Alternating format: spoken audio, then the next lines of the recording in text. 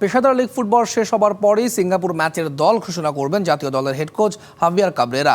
10 June ম্যাচের আগে 4 অথবা 5 তারিখেই প্রস্তুতি ম্যাচ খেলবেন হামজা জামালরা। প্রতিপক্ষ চূড়ান্ত হয়ে গেছে, তবে এই মুহূর্তে নাম প্রকাশ করতে চায় না বাফুফে। শিশুদের সাথে উৎসবে মাতোয়ারা বাফুফের শীর্ষকর্তারা, সভাপতির সাথে আরও 3 জন সহসভাপতি। সবাই মেতে উঠলেন ট্রফি সেলিব্রেশনে। স্কুল ফুটবলে অনূর্ধ্ব 12 ও 14 ফাইনাল শেষে ট্রফি তুলে দেয়া হয় বিজয়ীদের কাছে।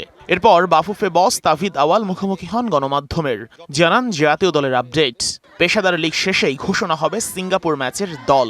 এর আগে আছে প্রস্তুতি ম্যাচও। ন্যাশনাল স্কোয়াডটা আমরা ম্যাচের 7 দিন আগে ঘোষণা করব। হামজা চৌধুরী এবং সমিত সোম ওই সময়ের ভিতরে দেশে চলে আসতে পারবে এবং খেলার জন্য প্রস্তুতি থাকতে পারবে। আমাদের লিগের লাস্ট ম্যাচ হলো 29 মে। আমরা ওয়েট করবো 29 মে পর্যন্ত দেখতে যে আমাদের চলমান BPL league, BCL league, even maybe under 19 যারা খেলবে কারা কারা চান্স পাবে।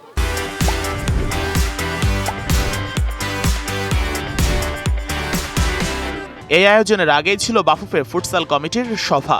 প্রথমবারের মতো আন্তর্জাতিক ফুটসালে অংশ নিচ্ছে বাংলাদেশ, জানিয়ে বেশ উচ্ছ্বসিত ফেডারেশন কর্তারা। বাংলাদেশের ফার্স্ট টাইম ইন্টারন্যাশনাল লেভেলে আমরা ফুটসল খেলবো।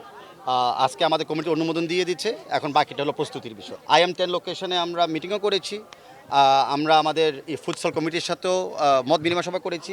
বকেয়া পারিশ্রমিকের দাবিতে আন্দোলনের ডাক দিয়েছে রেফারিরা। পেশাদার লীগের বাকি ম্যাচগুলো আয়োজনও এখন শঙ্কার মুখে।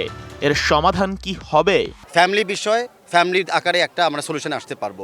বর্তমানে যে কোশ্চেনটা করেছেন, আমাদের রেফারিরা আমাদের একটা বড় অংশ, তারা সবসময় চেষ্টা করে খেলাটাকে মাঠে রাখার জন্য। সামিত সোম আর হামজা চৌধুরী নিশ্চিত হলেও 10 জুনের ম্যাচে কিউবা মিচেলকে পাওয়া নিয়ে দেখা দিয়েছে শঙ্কা। যদিও চলতি মাসের 25 তারিখের মধ্যেই মিচেল আর তার মা আসবেন ঢাকায়। Sheikh Ashik, DBC news, Dhaka.